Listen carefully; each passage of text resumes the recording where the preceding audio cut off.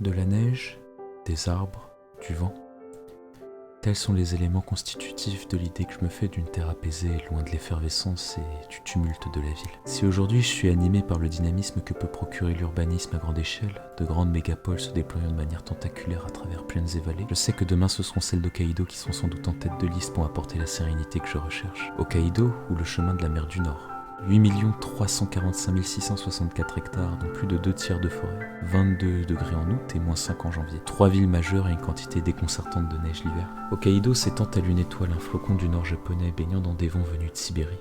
On peut y trouver un grand nombre de réserves naturelles, de lieux où la nature préserve dignement ses droits. Il est incontestablement l'endroit où se rendent ceux en quête de fraîcheur l'été et ceux dont la passion sont les sports d'hiver. Un flocon dont l'épicentre actif est la ville de Sapporo, capitale de la préfecture d'Hokkaido et de la bière qui porte son nom. Sapporo, comme tout l'ensemble de la préfecture, profite d'une proportion de tourisme en provenance d'Asie très largement supérieure à celle occidentale et pour cause, Hokkaido est sous-estimé par-delà l'Europe et l'Occident en général. On lui préfère des destinations plus conventionnelles, comme Tokyo, Kyoto ou encore Osaka. Pour autant, ni l'un comme l'autre ne réunit les forêts, montagnes, lacs et la façade maritime aussi bien que pourrait le faire le chemin de la mer du Nord. Sa topographie est unique et les touristes chinois comme coréens lui rendant visite chaque année ne l'ont que trop bien compris. Leur exemple devrait être suivi, et ce à juste titre, car il n'est pas étonnant de souhaiter un cadre plus naturel quand on habite dans une grande mégalopole en Chine, en Corée ou même au Japon. C'est aussi la raison pour laquelle on peut être amené à éviter en tant qu'Européens, nous, de choisir une destination comme celle d'Hokkaido, car l'élévation du niveau d'urbanisme et de la culture traditionnelle sont la plupart du temps ce que nous recherchons quand on envisage de visiter le Japon. Mais c'est justement dans sa nature bucolique que Hokkaido, à bien des écarts, a su dévoiler ses richesses et les témoignages à son sujet ne manquent pas. Si l'île ne présente pas de caractère extraordinaire bien que très préservé sur le plan environnemental, c'est sa situation de refuge naturel faisant la jonction entre l'immense technopole asiatique et le nord sibérien qui la rend unique.